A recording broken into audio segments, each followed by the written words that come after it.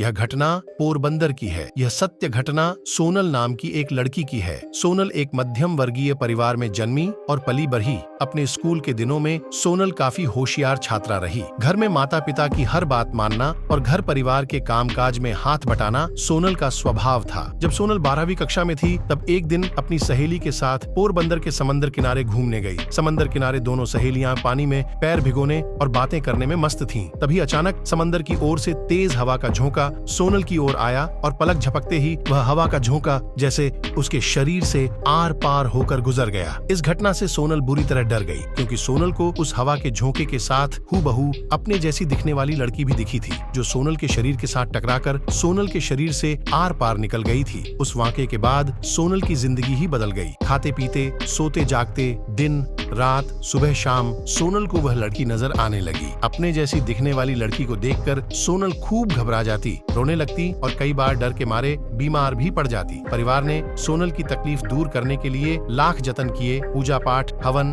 दान धर्म और अन्य कई सारे इलाज किए, पर कोई मरहम सोनल के काम ना आ सका। हद तो तब हो गई जब सोनल अपने कॉलेज की पढ़ाई कर रही थी। शहर के कॉलेज के प्रोफेसर ऐसे कमेंट पास करने लगे थे कि ये तो उसकी हूबहू कॉपी है, और सोनल को देखकर ऐसे अचंभित होने लगते कि जैसे पुराना पाप सामने आने पर कोई पापी अचंभित हो जाता हो। ऐसा कहा जाता है कि आज से 35-40 साल पहले उसी कॉलेज में एक लड़की पढ़ती थी और वह अचानक गायब हो गई थी।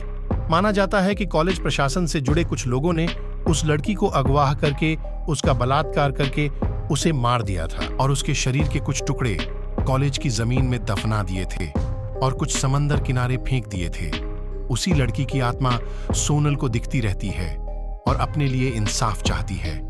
सोनल आज भी अपने जीवन में कभी कभी उस लड़की की परछाई देखने का अनुभव करती है, पर अब सोनल ने अपने डर का सामना करना सीख लिया है और इस बात को समझ लिया है कि अगर हकीकत में ऐसी कोई दुखदाई घटना उस लड़की के साथ हुई होगी तो समय आने पर उस राज से पर्दा उठेगा और दोषियों को सजा मिलेगी।